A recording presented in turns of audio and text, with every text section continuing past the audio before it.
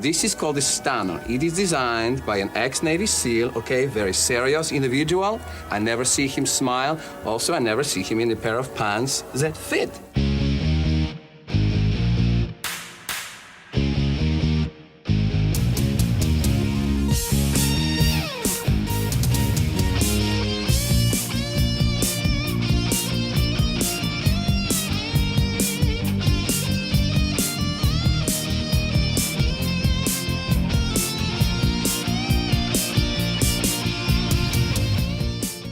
Hey everybody, and welcome back to What the Hell Happened to Them? A title fight is brewing. That's right, this season, Eddie Murphy versus Jim Carrey. I am your host, Patrick Skeyhill, and joining me on the line is theme park mascot, Joe Vekeman.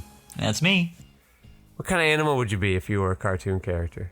Definitely a poochie. A poochie? You have a little edge, but not too much, and you'd be family friendly. Skateboard. Yeah, very family friendly. Yeah. A little slingshot. Yeah. All right. Hip, but everyone knows that I'm gonna wear out my welcome very quickly. And then you got to go back to your home planet, and you die along the way. It's a good way to go out. Well, geez. On the audio boards is Liv Van Rensselaer reminding me to remind you that you can email the cast at whathappenedtothem@gmail.com. And our sponsor this week is no sponsor this week. We had Disney, and they're like, no. Looks like this movie doesn't treat us very well. We're not going to sponsor this one anymore. Oh. So maybe next time. Even though it's not Disney in the movie, it's clearly not Disney. Definitely not Disney in this movie. Yeah, it's Disney. It's yes. What movie did they not want to sponsor that they're definitely not in? They definitely didn't want to sponsor a movie that we all love and always fondly remember, a John Landis classic, Beverly Hills Cop 3. Ah, your favorite, John Landis. I love John Landis. Oh, such a good guy. What a great human being. Didn't Eddie not like him anymore? Like, how did he come back? Well, I'll look into that. All right. Just remember the last time Eddie was like, I threw you a bone. Why you treat me like a kid? I'm not a kid anymore. Wasn't that him? Or was that a different guy? I think that was him. I mean, they've worked together on a couple of movies already. So it was Trading Places, and that one went fine. And then Eddie brought him back to do another one. Yeah, let me look at it. Because he wasn't getting work for the, Yeah, Cop 3, 1994. Sandwiched in between the Jim Carrey run, we get one Eddie Murphy movie that everybody hates. He did Coming to America and Trading Places. Okay. That was it? And Beverly Hills Cop 3. Was it Coming to America then? He also did The Twilight Zone, the movie. Yeah, we know that. Oh, yeah. How soon after Trading Places was Coming to America? Trading Places 83, Coming to America is 88, so 5 years. All right, I think it's that one. I think that's the one that he didn't like him anymore. Yeah, but I think we liked why is he back? Coming to America. Yeah, Coming to America's fine. Eddie was just... No, you gave it 1.5 stars. That's a non-like. I gave it 3.5. I liked it. Okay. I think that Eddie threw him a bone to get him that directing job, and then he didn't like how Landis was treating him. So I was surprised to see John Landis again. Well, he's What back. happens in Beverly Hills Cop 3? What does happen in Beverly Hills Cop 3? Let me tell you. Axel Foley, while investigating a car theft ring, comes across something much bigger than that. The same men who killed his boss are running a counterfeit money ring out of a theme park in Los Angeles. How dare they?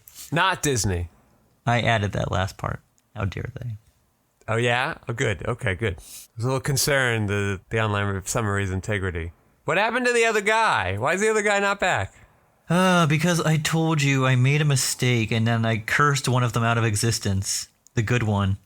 Yeah. The one that's not the father in the Nightmare Before Christmas, the Nightmare on Elm Street. I will find his name. You give me 1 minute and I'll find his name so I don't mess it up again. John Saxon. Is he a contract thing? Is he just not working anymore? Is he doing something else? Like what? Well, John Saxon is the man who's from the Nightmare on Elm Street. And then I believe it's... Hold on. Okay. I just don't want to mess up these names. They're so close together. Filling time, 'cause we've got some dead air. filling time. It's John Ashton. Okay. I don't even remember the other guy's name now because they're so similar. So it was John Saxton. It's John Saxton. We say that yes, Saxon. John Saxon. Saxon. See, Sax on the beach. Ashton. See that because it could have been John Ashen. No, John Saxon. So which guy was in Beverly Hills Cop 1 and 2? John Ashton. Okay, and why is he Born not in this Springfield, Massachusetts. I don't know. His contract ran out. I don't know. Mr. Trivia Facts over there. Why wasn't he in the movie? I don't know, but spoiler alert, he comes back for 4. I just don't like this guy. Who's this? I don't like this bald guy. Wait, you don't like John Ashton from Midnight Run? Are you talking about Hector Elizondo, who replaces him kind of? Yes. I don't like this guy. From our Julia Roberts series? Because he's in all the Gary Marshall movies? I know, we're really hurtling towards completing his filmography via this podcast of other people. Speaking of people who just randomly show up in this movie, it's pretty wild, the random ass directors and friends of John Landis that show up. George Lucas? George Lucas as Disappointed Man. Yeah, Landis just flexing. John Singleton, who is just coming off, Poetic Justice, and then 2 years before that, he gets nominated for an Oscar for Best Director, youngest Best Director. Yeah, I don't know what he looks like, so I'm not surprised he snuck past. Wow. Rude to John Singleton. He's dead. Okay. Arthur Hiller. Don't know what he looks like. Feel like he's done... Let's see. Arthur Hiller. I believe he's done some Hackmans, because I remember watching some Hackmans from him. Oh, he did The Hospital with George C. Scott. I guess he didn't do any Hackmans. I thought he did. There's another Arthur that has a very similar name. Anyways, we got Ray Harryhausen, the Sherman Brothers. You know the Sherman Brothers, right? No. Robert B. and Richard M. Sherman. They wrote a lot of the Disney songs, like them from Mary Poppins and everything. No? Okay. We got Al Green. Okay. In a pre-internet age, does anyone know who these people are? Or what they look like, I should say? Would this matter? I recognized Joe Dante, and I recognized John Singleton, and I recognized George Lucas. It just feels like in a pre-Wikipedia IMDb era, you might not know who most of these people look like. It's for people in the industry. Exactly, that's what I'm saying, right? You're just you're high-fiving each other behind the movie audience's back, and we're like, yeah, we don't get it. That's the whole Ocean's 11 thing, right? No, I don't know. I don't think so. Putting his friends in and saying, hey, let's have a good time. I don't think so. That's not my takeaway from that, having watched it. Well, there's a bunch of Landis's friends who will stick by him through murder and death. Alleged. No, I saw the footage. He fucking didn't care, and he got away with murder. I don't know what the legal things are. Alleged. Fine, I'll show you the video. I watched it. It's terrifying. Judd Nelson. Yes. Who I didn't mind in the other two. Judd Nelson? You mean Judge Reinhold? Judge Reinhold. Who I didn't mind in the other movies, I think is particularly terrible in this movie. Well, he's in the Santa Claus mode. Well, it just feels like it's the same year. He's wearing those sweaters. He just can't act. He's not acting well. He's mugging. It's just, and even he opens up with this Home Alone scream. Ah! I'm right away. I'm like, what the fuck are you doing, dude? He just isn't. He's not putting in effort, or he's just dialed in. I don't know what. Or John Landis can't get anything out of him. I don't know what it is. I was extremely surprised at how not great he was in this movie. Yeah. Maybe he's like, yeah, this sucks too. I don't want to do this. Well, do you know what I was dialed into? Yes, but no. Oh. Wait, did yes or no? Yes, but no. Okay, I'll move on. No, what is it? Teresa Randall. Wow. Yeah, notably. Beautiful woman. When the one female character in the movie was white, suddenly he couldn't have a love interest anymore. Yep. That all went away. But once there's a black woman in there, you're like, well, it can only be this, of course. Of course. Just the most beautiful woman in the movie. She's just like, oh, yes, Eddie, please. Just she's not like, it's weird you're breaking into this theme park. No. Yeah. She's like, yeah, I'm already on your side. It's fine. It's crazy. And she's just like, I'm so charmed by you. Why did he go into that room? He had legitimately no reason to go into that alien back room. You're there for a very particular mission. You're going to like take a little detour to be like, oh, I wonder what aliens are. He wanted to see how the ride worked. I don't know. Yeah, I want to come in here so I can set up this part in the third act and so that I can meet you and we can become good friends. There's no great reason. Like, maybe if he had to, like, duck in there because, like, some people were walking by. Like, there were ways to justify him going in there other than just have it be a passing fancy. He didn't even... Why? It wouldn't take that much time and effort. Why? Why? I don't know. All right. Let me fill in some gaps for you. Asked in 1989 about a third installment, Murphy stated, "There's no reason to do it. I don't need the money and it's not going to break any new ground. How often can you have Axel Foley talk fast and get into a place he doesn't belong? But these motherfuckers are developing scripts for it. They're in pre-production. The only reason to do a Cop 3 is to beat the bank, and Paramount ain't going to write me no check as big as I want to do something like that. In fact, if I do a Cop 3, you can safely say, oh, he must have got a lot of money." Well, I'm sure that he did. I'm sure that he did. This movie cost $70 million. $50 million went to Eddie. I don't doubt it. They just filmed at a carnival or a fair or something, right? An amusement park? Definitely not Disney. I will tell you that. It's definitely not Disney. Disney would certainly not have a counterfeiting operation hidden in their park. Would definitely not do that. No. Not Disney. During the script's early drafts, the plot concerned Foley, Rosewood, and Taggart going to London to rescue Captain Bogomil, who was played by Ronnie Cox. Shanghai Cops. Who was being held hostage by terrorists during an international police convention. An international police? What the? And this movie has one too. It's like the like private security enforcement man of the year. What the fuck is this niche security stupid man thing? of the year. Like what the? That's nonsense. Nonsense. Go on. Who was that guy though? Timothy Carhart. Where have we seen him from? Yeah, the bad guy. Oh, he's in. I mean, I don't know. He's in. No, I saw him in Desperately Seeking Susan. He's Victoria's boyfriend. He's in Pink Cadillac. Didn't we watch that one? We did, yes. That's where we saw him very recently. He's in Thelma and Louise. Oh, he's the piece of shit. Okay. He's in Air Force One. Oh, he's in Black Sheep. He plays the sheep. No. Bah. Wow, he's like Teresa Randall in the sense that he worked till 97, and then he goes away for like 5 years or 7 years, and then he goes away forever. He's gone. No more work. Still alive, I think, right? Age 70, born on Christmas Eve. Yeah, just like a very small, like, did he do any TV after that? Kind of. I mean, not really. Not even the obligatory Law and Order? Criminal Intent. Dr. Strauss. Silencer. Mm-hmm. He was on one episode of Frasier in 2003. Wasn't that the tail end of that show? He played Mr. Grant in Some Assembly Required. Oh, you know what? Yeah. He's most recently had a recurring role on Yellowstone for 10 episodes. Good for him. As a 7-year-old? He's a 65-year-old. Anyways, that was our villain. Okay. Oh, but there's the other guy, the other villain that suddenly becomes a villain. Eddie Murphy figures it out, but totally off screen.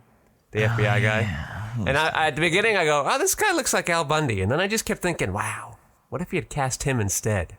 How great would that be? Who's the guy we're talking about? The federal agent guy who's like, hey, yes. Don't fuck with this. I'm not sure what his name. Do you remember what his name was? Nope. Well, neither do I. Federal agent guy is all I needed to know. Yeah. It's not making it easy for me to find him. Whatever. Moving on. Just go through and what guy looks like Al Bundy, and then you got him. All right. Well, I mean, this movie is from it is 30 years old. Happy anniversary. Woo! No wonder they wanted to make another one. You got to be like, haven't had one in 30 years. Is this guy Secret Service agent? Stephen McCaddy. Maybe that's him. Doesn't look like Al Bundy, though. Oh, he's working. This fucker's working. Works every day in some random stuff that I've never heard of. But he works. He works more consistently than... he's in Mother. Wow, good for him. It's like the most notable thing I've seen him in. He's Zealot. Wow. He just does a lot of shit. Consistent worker, though, making that money. Bulky came back. Bulky, yeah. Bulky from Perfect Strangers. Now that Perfect Strangers is over, he's like, yeah, I got time. I'll do your movie again. Oh, wait, are you talking about Bronson Pinchot? Yeah, that's right. As Serge. Can you do it? Serge. No. Serge. I could not. He himself has made a whole film career out of doing weird voices. Yeah, he does. What do I know him from besides this shit? He's in After Hours. That's nice. I don't remember him in After Hours. I'll have to watch that movie again. He plays Zealot, so it was easy to miss. No, he plays Brad. No, Lloyd. Lloyd. All right, where was I? However, problems such as scripting issues and budgeting caused pre-production to slow to the point where both John Ashton and Ronnie Cox had to drop out due to obligations to other film projects. That's why. Okay, well, we figured it out. Ashton's part was rewritten as John Flint, Hector Elizondo. They just found a guy that kind of looks like him. That's so rude. At that point, might as well be a new guy. Yeah, gets a guy with like some hair on him or something. They got enough balding guys in this movie. Yeah. And dialogue was inserted to explain that Taggart had retired and moved to Phoenix. Did you catch that? Yep, I did. It was said, because as soon as the Hector Elizondo popped in... Hector Elizondo. I go, oh, this isn't the guy. Who the fuck's this guy? Why is he sticking around? They say it. They get it out of the way pretty quickly. I just remember that Hector Elizondo has like the same line like 4 times. He's like, I've got a wife and kids that I'm trying to get a pension for. I'm like, oh my God, shut up. I know why you're here. Cox's character absence is never addressed in the film, nor is he mentioned. However, Ashton and Cox make subtle cameos in the form of a picture on Rosewood's desk of Foley, Taggart, Rosewood, and Bogomil on a fishing trip. Well, Cox is easier to... Right, because that's the old chief at the LAPD, right? I believe so in Detroit. Yes. Oh, no, in Detroit, that guy was there. He died, didn't he? That's at the beginning of the movie. So he's in it, but I think the other guy is like their boss at the LAPD, right? That's the guy who's not in it? Yeah. But he makes sense to not be in it because your Judge Reinhold is in like a different department now. So like, yes, he wouldn't have a boss anymore. Yeah. And he also might be retired because he also seemed to be old as well. So, I don't know. I wouldn't be surprised. Him I didn't miss because he's not out on the adventures anyway. I don't know. But Eddie Murphy's police chief's widow, she's the nurse from Becker. That's fun. We obviously didn't get a lot of her in the movie, but would have been nice. In an interview in 2012, Ronnie Cox said, "They wanted me to be in Beverly Hills Cop 3, but I read the script." Good for you. I don't even know what they'd have him do anyway, so... All right, ready? Rejected ideas for Cop 3 included a Robert Towne screenplay in which Foley has to deal with his celebrity status, a scenario teaming Murphy with Sean Connery as a Scotland Yard detective, and another Axel in London idea where his Scotland Yard counterpart would have been played by John Cleese. What? Why do they want him in London? Why is that the thing? Yeah, that's not in Beverly Hills. I don't understand. Oh, like, it's just like the obsession with, like, putting things down under in Australia. Like, where you didn't, like, I'm surprised that I didn't get thrown around, too. If you're going to be hackneyed and go to London for no reason. Good point. What's the idea? What's the draw to London? It could be any country. Why are there 2 London ideas? The last would have involved British gangsters loosely based on the real-life Cray brothers, later portrayed by Tom Hardy in that weird movie where he played twins, who were captured in Detroit and transported to London by Jeffrey, Axel's friend from Beverly Hills Cop and Beverly Hills Cop 2, played by Paul Reiser. And Axel would have gone overseas after the gangsters' henchmen broke them out of custody and murdered Jeffrey. This was scrapped because producers Don Simpson and Jerry Bruckheimer decided it was too close to the story of Michael Douglas's 1989 film Black Rain. Is it okay? You know why? Because it probably was stolen from that. Yes, that's how it works over there. When writer Stephen E. D'Souza was brought in, he originally wrote the story as more Die Hard in a theme park. Yep. That's what he exactly did. what we got. He was told that each of the rides he had designed would cost about $10 million to build, and the whole film would have cost about $70 million. Well, okay, that's what it costs. Yeah, it's it. When box office Nailed results it. for Murphy's 1992 comedy The Distinguished Gentleman came in, Paramount ordered the budget to be cut to $55 million. Paramount had earlier told Simpson and Bruckheimer that they would only outlay $25 million for a proposed version to be set in New York City. One of the main reasons that the producing team parted ways with the studio. Joel Silver was set to take over producing duties from Simpson and Bruckheimer. However, negotiations on a large budget resulted in production delays, leading to Silver quitting production.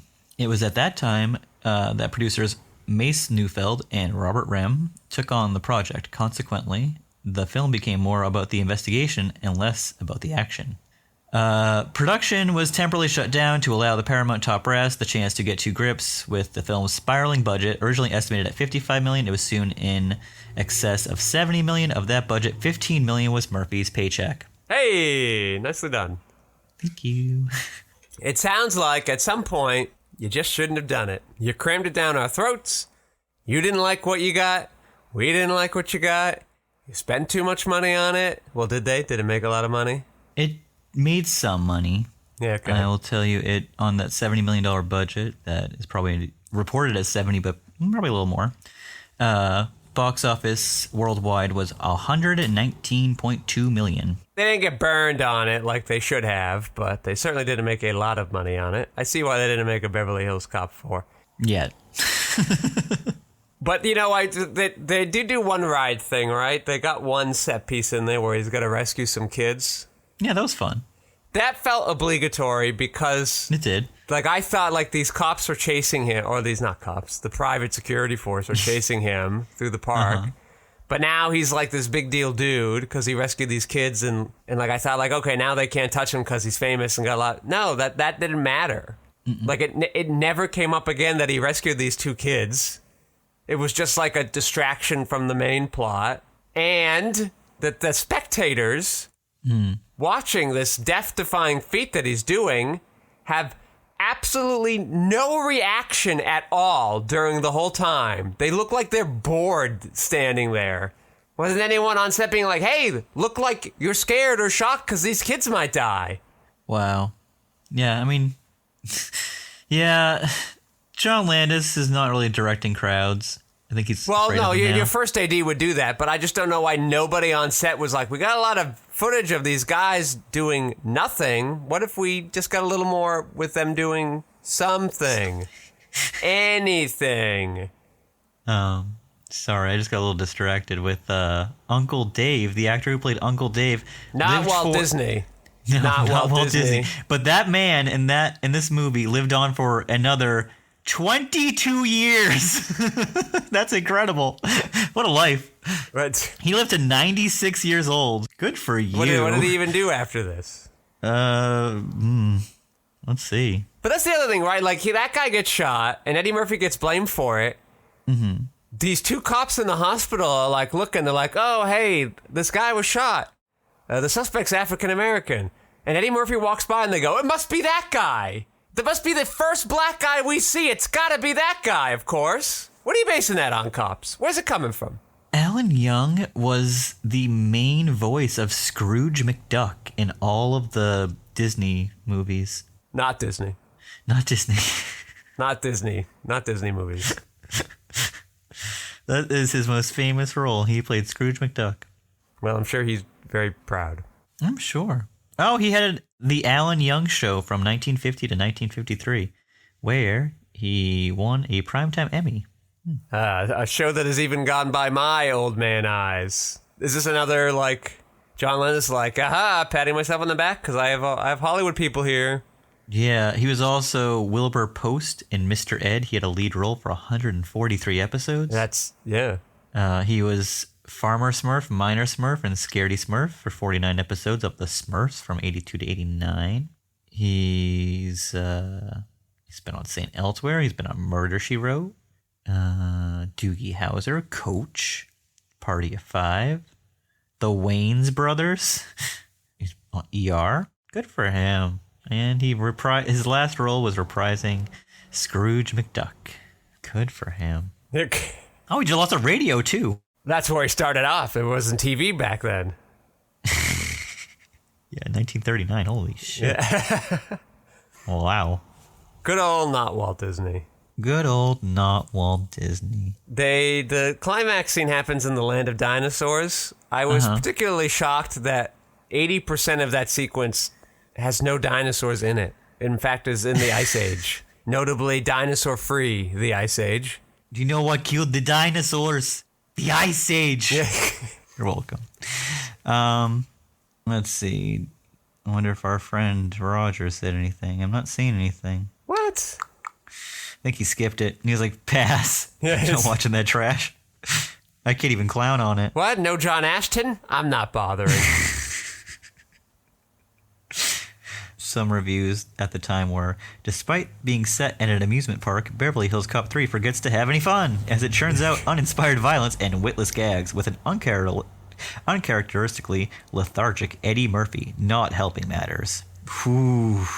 Well, yeah, Eddie Murphy's there for the paycheck. He's admitted it. He doesn't like the director, so yeah, of course he doesn't give a shit. He doesn't, even when he laughs, he doesn't do like the Eddie laugh. He just does like some generic laugh. He's like, he's like, ha ha ha. Yeah. Owen Gleiberman of Entertainment Weekly rated a D- and called Murphy's performance joyless and depressing. This was on a lot of worst year-end lists. It got fourth worst, top 10 worst, not ranked, top 12 worst, worst not ranked, dishonorable mention. Wow. A Razzie. Nominated for a Razzie for Landis as worst director and worst remake or sequel. Only nominated, huh? Okay. Only nominated. You want to know it came out in 94 that won? Yeah. All right, I'll look. What do you want, picture or director? Well, I want director and I want sequel. I want the ones that are relevant to this discussion. That's true. Oop. 94. Wyatt Earp won in 1994. Wow, he was directing that long? He lived a long time. No, that's the worst remake or sequel. I went to that one first. Other nominations were City Slickers 2, The Flintstones, and Love Affair, the Warren Beatty movie. Oh, I just saw a little sneak peek of next year for one of our friends that we're covering right now. Okay, going back to worst director. How? I didn't even know he was a director. Steven Seagal won for On Deadly Ground. Did you know that Steven Seagal directed? Did not know. I'm not surprised he directed a movie called Undeadly Ground. Is it? Hold on. Is it undeadly or undeadly? Undeadly. It's a zombie movie. All right, I hate that title a little less, but it still doesn't sound like a great title. He was going up against Lawrence It's a zombie Kasdan. Movie, you said? No, when you said undeadly. Oh, undeadly. Okay, great. Lawrence Kasdan for Wyatt Earp, Landis, Rob Reiner for North, and our good old buddy Richard Rush. Oh, from Man Trouble? No, that was 2 years. That was 92. No, Richard Rush did, what did he do that we did? Hell's Angels on Wheels. No, I know that, but like... Psych Out. He did a movie in the 90s that was like abhorrent, and I think it was Man Trouble. No, Man Trouble was our friend, the guy who did Five Easy Pieces. Bob Rafelson. Yeah. Richard Rush. All right, what did Richard Rush do in 94? Color of Night with Bruce Willis. Don't know that movie. I've only heard of its stinkiness. Haven't seen it, though. I sort of don't know what else to say. The movie just isn't good. Yeah, it's bad. It's not good. It's overly manufactured. Nobody wants to be doing it. And it comes across. Except John Landis, because he's happy for work. Yeah. Is this his last real movie? Let's see. I'm going to look it up right now. John Landis. Our favorite director of all time. He's the man with the plan. He did... The last thing he's directed was 26 episodes of Stan Lee's Superhero Kindergarten. I don't know what that is, and I'm okay with that. Neither do I. From 21 to 23, he's directed 3 episodes of Psych. He's directed 1 episode of Franklin and Bash. He's directed 1 episode of Honey, I Shrunk the Kids, the TV show. Remember that show? So, okay. After this, he directs Michael Jackson's music video. I don't know what it is. It just says Michael Jackson video greatest. Well, I guess we've learned then that if you are a film director, allegedly killing people won't kill your career, but making a not great sequel will. Yeah, absolutely, because then he's directing The Stupid, starring Tom Arnold in 1996. Yeah, that can't be good. It stars Tom Arnold, Jessica Lundy, Bug Hall. Bug Hall, huh? Yeah, it's Alfalfa, right? From is it? Little Rascals. Little Rascals, the movie. Mm-hmm. Oh, his son, Max Landis. Nepo babies, man. So yeah, he directs The Stupids, and then he's like, let's go back to that well again, Blues Brothers 2000. And let's forget the star of that movie. And then he directs, same year, Susan's Plan. I'm looking up what Susan's Plan is right now. Ooh, that is a movie starring Billy Zane and Natasha Kinski, Michael Biehn, Rob Schneider, Laura Flynn Boyle, Thomas Hayden Church, Bill Duke, Lisa Edelstein, Dan Aykroyd. Wow, what a cast. I'm seeing box office numbers. They capitalized on Billy Zane's hot Titanic Performance, yeah. Yeah. So yeah, Susan's Plan, and same year as Blues Brothers 2000. Then his next directorial movie feature is nothing. That was the end of it. He hasn't made a movie in over 24 years, 26 years. Wait, you mean Blues Brothers 2000 didn't come out in the year 2000? No, it came out in 1998. Brad Branding. Bad Brad Pitt. I can't even say that. All right, let's go to our title fight segment. We haven't checked in on that for a while.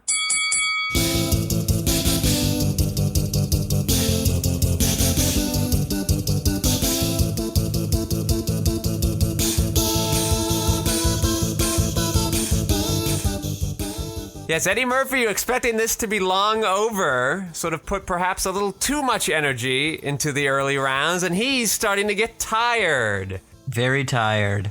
This punch that would have been a knockout round 10 minutes earlier, a knockout blow 10 minutes earlier, just sort of sails past Carrey slow and motionless. Carrey just didn't go down. He didn't stay down like Eddie was expecting. And now Jim Carrey's sort of rolling back his shoulders, doing the old windmill wind-up, and he's getting ready to land his next punch. Will it hit? I guess we'll find out next week. Very nice. But I think he had a big hit with Ace Ventura already. Yeah, I guess. You got me there. We didn't do that, though. So. All right, you got last looks on BHC 3. I'm glad this is our last John Landis movie. I will make sure we never cover him again. Yeah, so why does Eddie Murphy do this movie? Well, you know what's been great about this season is Eddie Murphy's always very good at telling us why he did a movie. He is. And it's usually, yeah, they paid me a lot of money. I like the money. What did I do for Shreks? They paid me a lot of money. Okay, They thanks. paid me out the ass. I was wiping my ass with $100 bills. That's what he was saying. Yes. He's like, this is some... I'm going to make a bad comedy with Robert De Niro called Showtime. I'm going to make a really bad space comedy starring... I don't remember. Oh, those came out the same year? Wow. Don't worry, I got more Shreks. Yeah. Money, money, money, money, money. Yeah. He's basically playing Ham from Toy Story. Yeah, but like he legitimately doesn't want to do the movie. They just signed him at $15 million. He's like, all right, well, for $15 million, I'd be stupid not to do it. And you know what, Eddie? I agree. You know, if you're believing in this movie, I go, Eddie, what are you doing? But if you're just like, yeah, I wanted the paycheck, I go, yeah, Eddie, I get it. Yeah. I get where you're coming from. Well, I'd like to thank our not sponsor, Disney. Thank you for not sponsoring this movie you were not in, that had nothing to do with you at all, and any of your potential illicit activities. I'd like to thank my co-host, Joe Vekeman, for stopping by. Oh, thank you. And, of course, Lev Van Rensselaer on those audio boards, helping us sound so slippery smooth. I am your host, Patrick Scale. You can find my features, documentaries, short films, video essays, animations, behind-the-scenes footage, and so much more at QuixoticUnited.com and social media, presumably with a similar-sounding name. Thank you all for listening. Joe, say goodnight. Good night.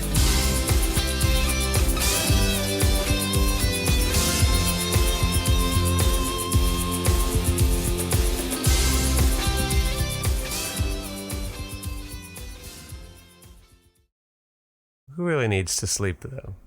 That's what I've been saying. Who needs it? Maybe you need to sheep, though. Huh? Sheep? You need to sheep instead. Oh, yes. Teresa Randall. Holy hell. She stopped acting. She was working all in the 90s. And then she did Cop 3, Bad Boys and Girl 6, and Space Jam, Spawn. And then she did 2 TV movies. She came back for Bad Boys 2. And then she didn't do anything for 17 years until she did Bad Boys 3. That's one of those things where she just like, I'm going to go get a doctorate and like do a dissertation on important physics concepts or whatever. Perhaps, because she did go to TV in the mid-2000s, but it was for 2 episodes on Law & Order and 8 episodes on State of Mind. Like, who's getting her that work, right? Like, she doesn't have an agent if she's not working for 8 years, right? And then, like, suddenly she just must know somebody on a Law & Order, and they're like, hey, why don't you come out for a little bit? Jungle Fever, Malcolm X, Girl 6. Not a bad trio of Spike Lee movies. You know what I think some people have forgotten about? Yeah. Right, in the age of streaming, is when you turn on the TV channel and you're like, let's see what's on. And, like, your show's on, but also it's, like, one of the best episodes of the show. Yeah, that's a good point. And you're like, sweet, I'm glad I tuned in today for this episode. Or you have the problem where you're like, I've seen this episode 5 times already, like, in the last 2 weeks, because they just keep replaying the same episode over and over again. Usually it's like a new episode that they just like, you keep getting the replays on. I remember when Blue's Clues first came out, they played that episode like every day of the week. Whatever its time slot is, like 10 or whatever, it's the same episode every day at 10 for 5 days straight. That's fucking hard. This issue doesn't happen here. That's why you have the syndication number, so you don't have to see a rerun in a while, but... No, it's like a high, right? And now everybody just gets the thing they want when they want it. That fun kind of goes away, but here I'm turning on the... Oh, wow, what? This is a great episode of Laverne and Shirley. Hey, on the Middle Age Network is a great episode of News Radio. It's pretty good. Hey, I've seen the same episode of Rocket Power 9 times in the last 3 weeks. Can they switch up on these marathons? When they could only make a show and it would only have like 11 episodes, of course you're going to see it all the time. Yeah, annoying. Animation takes a while to make. Sitcoms, they just crap them out. They do. It's a lot easier. Life with the old people channel and the middle people channel has been good. Oh. And I've nice. adapted to the commercials again pretty swiftly. Oh. Because here was what was always great about commercials when people would bitch about it. That's when like you get to do your stuff. Oh, no, I gotta go to the bathroom. Time for commercials. Oh, I better wash these dishes. Time for commercials. I gotta find a snack. Time for commercials. But that's when you do it. Snack time. It's like built-in break times. I guess that, so like maybe people are just not doing commercials right. You don't sit there and watch them. That's not what they're there for. They're there to pad the brakes. Yeah, they're there to give you a little time to stretch your legs so you don't get Couch blood potato clots. syndrome. Yeah. Yeah. Very good points all around. Because, I guess you could just pause your streaming show, but what's the fun in that? You want to be able to miss, like, the first 10 seconds of when it comes back from commercial. You're like racing the clock. You're like, can I do it? Yeah, make a game out of it. I used to do that all the time. Can I finish this bowel movement in time? Let's go. Let's find out. I do that with my wrestling and basketball because those are live sports stuffs. Kids, they're like, they don't understand. They're just like, we want it when we want it.